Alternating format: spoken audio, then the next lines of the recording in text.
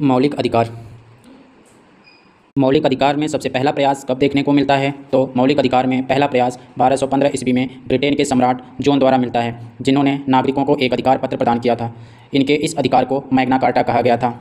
विश्व का पहला देश कौन था जिसने अपने संविधान में नागरिकों के लिए मौलिक अधिकारों का प्रावधान किया था? तो वह था संयुक्त राज्य अमेरिका। भारत में संविधान सभा में मौलिक अधिकारों को लेकर कितनी समितियों का गठन किया गया था? तो 2 समितियों का गठन किया गया था।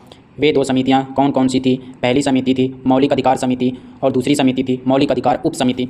मौलिक अधिकार समिति के अध्यक्ष कौन थे? सरदार वल्लभ भाई पटेल। मौलिक अधिकार उप समिति के अध्यक्ष कौन थे? JB कृपलानी। संविधान सभा के द्वारा मौलिक अधिकारों पर कुल कितने दिनों तक विचार किया गया था? संविधान सभा के द्वारा मौलिक अधिकारों पर कुल 38 दिनों तक विचार किया गया था। मौलिक अधिकार को भारतीय संविधान के किस भाग में सम्मिलित किया गया है? तो मौलिक अधिकार को भारतीय संविधान के भाग 3 में सम्मिलित किया गया है। और अनुच्छेद की बात करें तो 12 से लेकर 35 तक। जब मौलिक अधिकार बना था उस समय कुल मौलिक अधिकारों की संख्या कितनी थी? 7। वर्तमान समय में मौलिक अधिकारों की कुल संख्या कितनी है? तो 6 है। भारत में मौलिक अधिकार कहाँ से ग्रहण किया गया है? तो भारत में मौलिक अधिकार का प्रावधान अमेरिका से लिया गया है। मौलिक अधिकार की प्रकृति क्या है? मौलिक अधिकार की प्रकृति नकारात्मक है।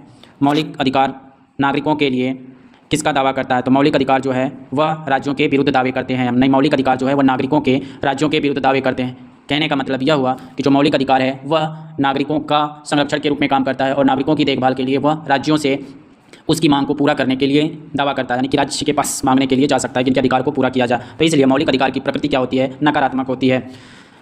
भारतीय संविधान के किस भाग को मैग्ना कार्टा कहा जाता है? तो भारतीय संविधान के भाग 3 को मैग्ना कार्टा कहा जाता है। भाग 3 को आत्मा किसने कहा है? तो भाग 3 को आत्मा पंडित जवाहरलाल नेहरू ने कहा है।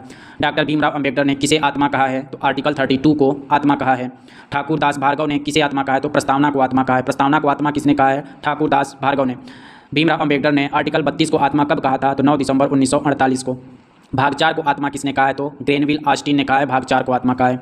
भारतीय संविधान का मेरुदंड अनुच्छेद 21 को भारतीय संविधान का मेरुदंड किसने कहा है? तो डॉक्टर भीमराव अंबेडकर ने कहा है। अनुच्छेद 32 को प्रजातांत्रिक भवन की आधारशिला किसने कहा है? तो गजेंद्र गडकर ने कहा है। गजेंद्र गडकर ने प्रजातांत्रिक भवन की आधारशिला किसे कहा है? तो आर्टिकल 32 को कहा है।